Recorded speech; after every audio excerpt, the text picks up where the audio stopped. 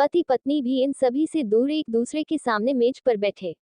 पत्नी ने पति से कहा, अब तो खुश होगे ना, तुम्हारे मन की जो हुई है, मुबारक हो। तुम भी तो आज जीत गई हो।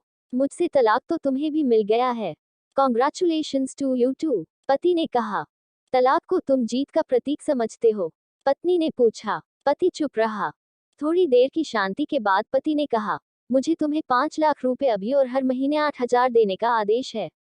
अभी मेरे पास पैसे नहीं है, इसलिए हमारा मतलब मेरा जो सिटी में फ्लैट है उसे तुम्हारे नाम कर देता हूँ। पत्नी बोली, लेकिन उस फ्लैट की कीमत तो 18 लाख की है।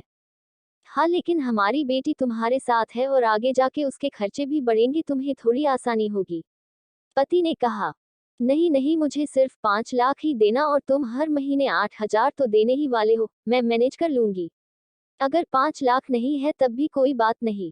पत्नी बोली। दोनों फिर से शांत हो गए।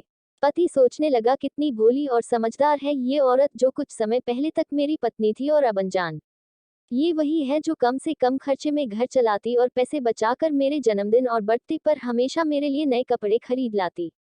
कभी बीमार भी हो जाती तो पैसे बचाने के लिए मुझे मालूम न होने देती और घरेलू नुस्खों से अपना इलाज कर लेती, मगर घर में कोई और बीमार होता तो तुरंत डॉक्टर के पास लेकर जाती। मेरी ही मति मारी गई थी, मैं ही अपनी झूठी मर्दानगी के चक्कर में इतनी बड़ी गलती कर बैठा।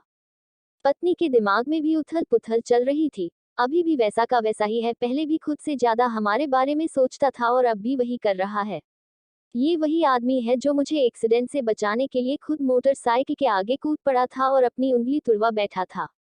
पता नहीं कौन सी मनहूस घड़ी में मैं झगड़ा कर बैठी। पति ने मौन तोड़ते हुए पूछा, अब तुम्हारे कमर का दर्द कैसा है? ज्यादा तकलीफ तो नहीं होती? पत्नी हल्का सा मुस्कुराए और बोली, अभी भी होता है, अब तो पेट में भी क्रैम्स उठते हैं।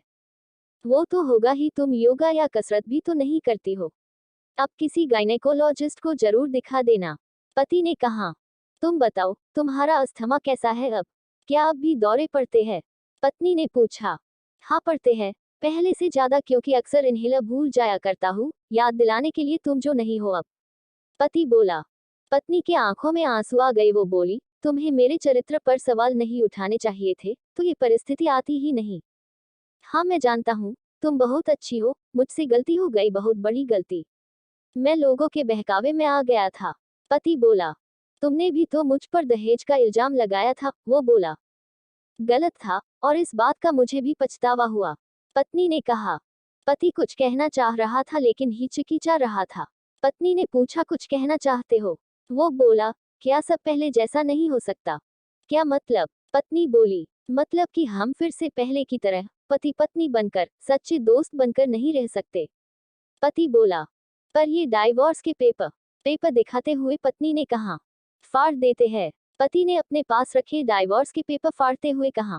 पत्नी ने भी अपने पास रखे पेपर फाड़ दिए। सभी हैरान थे, वकील, रिश्तेदार और माँ बाप।